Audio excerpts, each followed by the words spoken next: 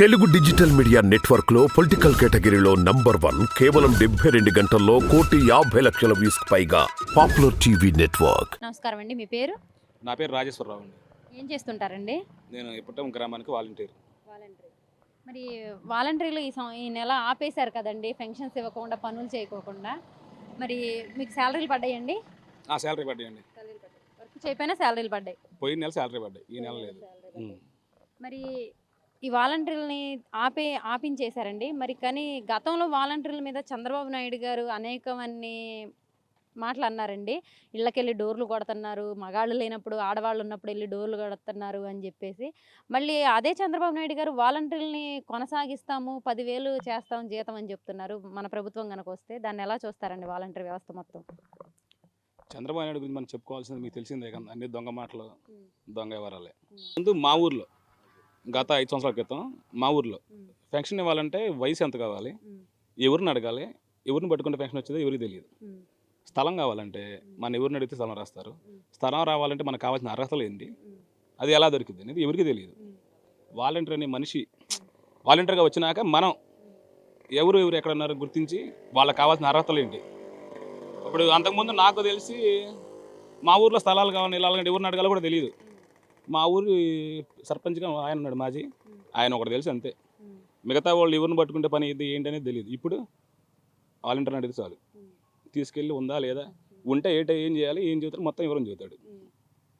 అంతకుముందు స్థలాలు నాకు తెలిసి ఈ రకంగా మా ఊళ్ళో ఎప్పుడు స్థలాలు ఇవ్వలే, 35 మందికి ఇచ్చారు.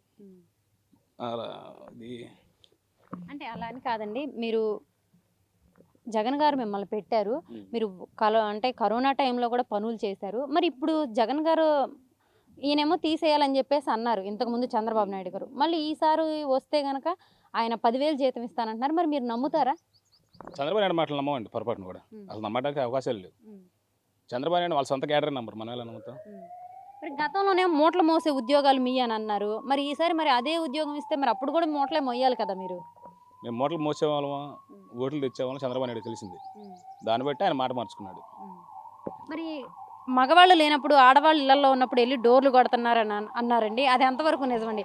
అంటే ఆడవాళ్ళకి డేటా మొత్తం కలెక్ట్ చేశారని చెప్పేసి పవన్ కళ్యాణ్ గారు కూడా అన్నారు కదండి. మేము ఇచ్చేది పెన్షన్ నాకు తెలిసి 60 సంవత్సరాల పైన వాళ్ళండి. వాళ్ళ సంస్కారానికి వదిలేయటం మనం. ఆడవాళ్ళు లేని మగవాళ్ళు లేని టైంలో అంటే ఇక లేదు, ఆడవాళ్ళు వీళ్ళు 60 సంవత్సరాలు దాటిన పెన్షన్ ఇవ్వడానికి వెళ్తాం మేము. ఇక వాళ్ళతో కూడా సంబంధాలు అంటే వాళ్ళ సంస్కారం అది, దాన్ని మనం ఏం చేయలేం. మరి నెక్స్ట్ మరి ఇప్పుడు రాబోయే ఎన్నికల్లో మళ్ళీ జగన్మోహన్ రెడ్డి గారు గెలుస్తారంటారా? ఒకవేళ గెలిస్తే మిమ్మల్ని కొనసాగిస్తారా, లేదా చంద్రబాబు నాయుడు గారు గెలిస్తే కనుక మిమ్మల్ని కొనసాగిస్తారంటారా? చంద్రబాబు నాయుడు అనేది రావడం నాకు తెలిసి లేదండి. జగన్ గారు 100కి 100% వస్తారు.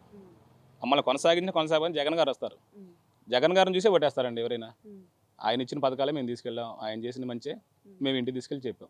కానీ ఇప్పుడు మేము అంటే వాలంటీర్స్ని ఆపేసింది ఎందుకు? వాళ్ళు ఇళ్ళకెళ్ళి డబ్బులు ఇస్తున్నారు వాళ్ళకి, సరే జగన్మోహన్ రెడ్డికి ఓటేయమని చెప్తున్నారు అంటే వాళ్ళే క్యాంపెయినర్స్గా పార్టీకి పనిచేస్తున్నారని చెప్పేసి ఆపేశారని అంటున్నారు. అది ఎంతవరకు నిజమండి? వాలంటీర్ అనేవాడు స్వచ్ఛందంగా పనిచేస్తే ఎవరు ఓట్లు అడగవసరం లేదండి. మన పనితనం చూసి వాళ్ళే వేస్తారు. మా వాలంటీర్ నా కోసం చేశాడు అని. వాలంటీర్ని ఎవరు పెట్టారు? జగన్ గారు పెట్టారు. సో జగన్ గారికి ఓటు పెడతారు.